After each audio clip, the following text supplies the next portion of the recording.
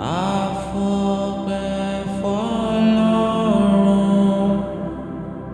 lọ́kàn àti lówà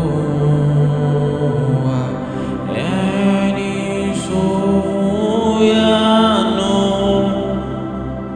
nú ẹni tààrà iyọ̀ gbàtà wà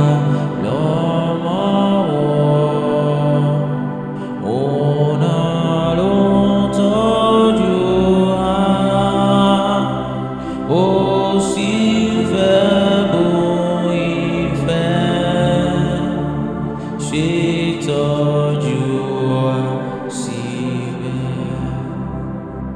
Ọba oníbọ̀rẹ̀ máa fi wá sílẹ̀ láéláé.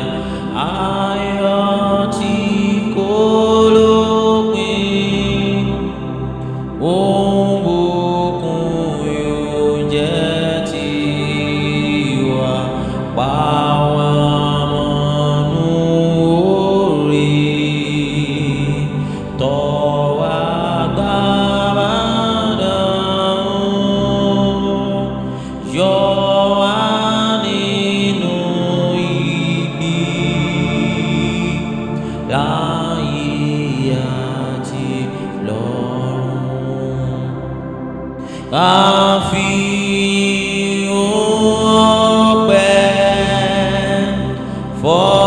Folorun Baba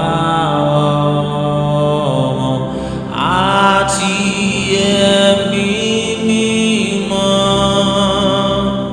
tí ó ga jùlọ lọ́run, Ọlọ́run kan láéláé